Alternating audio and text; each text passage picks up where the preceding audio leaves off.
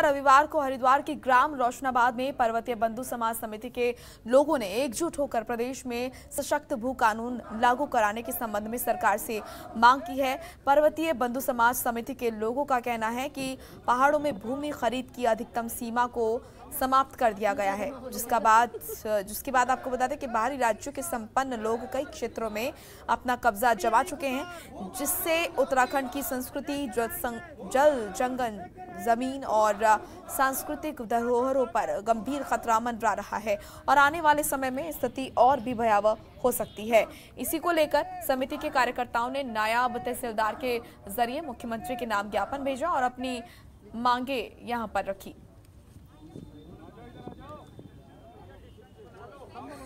मुकदमा हो जाएगा।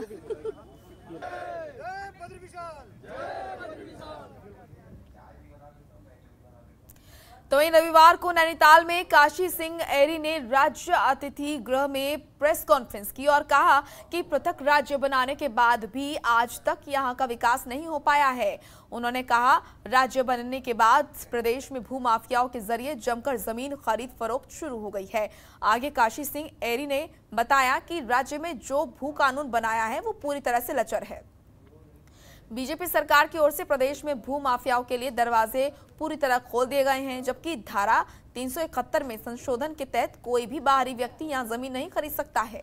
इसके बाद काशी सिंह एरी ने कहा कि उत्तराखंड क्रांति दल एक सख्त भू कानून बनाने की मांग करता है ताकि प्रदेश को भू माफियाओं से बचाया जा सके। उन्होंने कहा कि जो व्यक्ति 1980 से पहले राज्य में रह रहा है उसे मूल निवासी माना जाए, उसे ही यहाँ भूमि खरीदने का अधिकार मिलना चाहिए। साथ ही काशी सिंह एरी ने कहा कि सरकार की ओर से उत्तराखंड राज्य आंदोलनकारियों के आरक्षण को खत्म करने के खिलाफ उत्तराखंड क्रांति दल सड़कों पर उतरकर पुरजोर विरोध प्रदर्शन करेगी।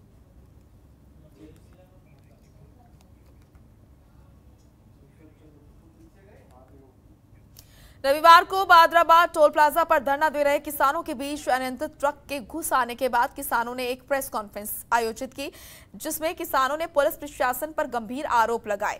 राष्ट्रीय अध्यक्ष किसान मोर्चा रामपाल ने आरोप लगाए हैं कि प्रशासन की ओर से किसानों को जो सुरक्षा दी गई थी वो भी हटा ली गई है। किसी तरह की कोई सुरक्षा किसानों को नहीं दी जा रही है। साथ ही उन्होंने कहा कि टोल प्लाजा प्रबंधन शासन प्रशासन किसानों के खिलाफ साजिश रच रहा है, जिसको किसी भी सूरत में बर्दाश्त नहीं किया जाएगा। उन्होंने बताया कि अज्ञात ट्रक के खिलाफ पुलिस को तहरीर दी गई, लेकिन अभी तक पुलिस की ओर से कोई कार्रवाई नहीं की गई है। वहीं उन्होंने चेतावनी देते हुए बताया कि अगर जल्द ही कोई कार्रवाई नहीं हुई तो किसान बड़ा आंदोलन करने को मजबूर होंगे, जिसकी पूरी जिम्मेदारी शासन प्रशासन की होगी।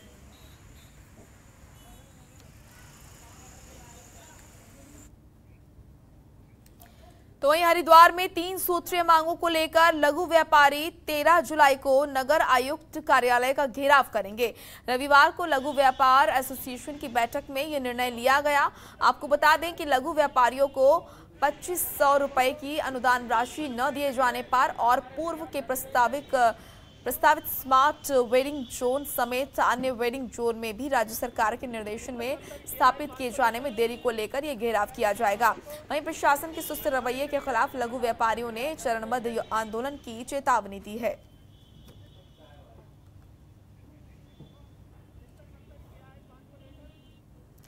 पिछले 5 महीने से रुके वेतन भत्ते की मांग को लेकर जोशीमठ के तपोवन में जल विद्युत निर्माणदायी कंपनी एचसीसी के कर्मचारियों ने कंपनी के खिलाफ प्रदर्शन किया। आक्रोशित कर्मचारियों ने कंपनी के गेट पर धरना प्रदर्शन करते हुए कंपनी के खिलाफ जमकर नारेबाजी की। वहीं प्रदर्शन कर रहे मजदूरों का कहना है कि 7 फरवरी को ऋषिगंगा घाटी तपोवन में आई भीषण जल आपदा के बाद अब तक कंपनी की ओर से मजदूरों को वेतन नहीं दिया गया है, जिससे मजदूर भुखमरी की कगार पर पहुंच गए हैं। मजदूरों ने कंपनी प्रबंधन पर आरोप लगाया है कि एचसीसी कंपनी की ओर से बिना बताए नौकरी से हटाया जा रहा है। वहीं जब इस मामले पर कंपनी के अधिकारियों से मीडिया ने बातचीत करनी चाहिए तो कंपनी के अधिकारी कैमरे से बचते नजर आए।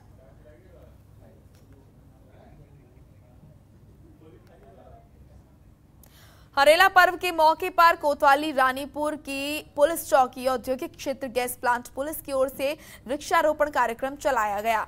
रविवार को पर्यावरण को सुरक्षित रखने के लिए गंगनहर पटरी के दोनों ओर 170 पेड़ लगाकर वृक्षारोपण कार्यक्रम किया गया।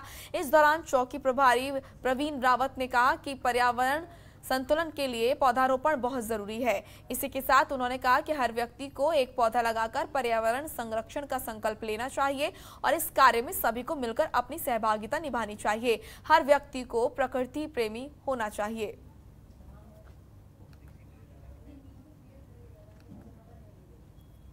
नैनीताल में लगातार बारिश हो रही है। वहीं भारी बारिश के चलते पर्यटकों और स्थानीय लोगों को काफी परेशानियों का सामना करना पड़ रहा है। कई स्थानों पर तेज बारिश से जन व्यवस्था अस्त व्यस्त हो गई है। यही स्थिति रही तो कई स्थानों पर तेज बारिश से यातायात भी बाधित हो सकता है। वहीं मौसम विभाग ने भी प्रदेश के कई जिलों में भारी बारिश का अलर्ट जारी किया है। लेकिन जहां एक ओर बारिश से किसानों ने राहत की सांस ली है तो किसानों के चेहरे में खुशी देखी जा रही है। पर्यटक और स्थानीय लोग परेशान हैं, वहीं दूसरी ओर किसानों के चेहरे पर काफी खुशी देखने को मिल रही है।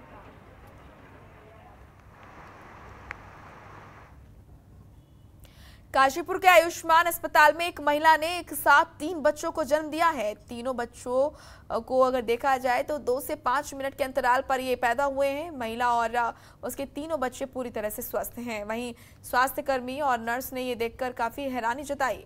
वहीं डॉक्टर विकास गहलोत ने कहा कि जच्चा बच्चा दोनों ही पूरी तरीके से सुरक्षित हैं, जिनका इलाज आयुष्मान योजना के अंतर्गत निःशुल्क किया गया।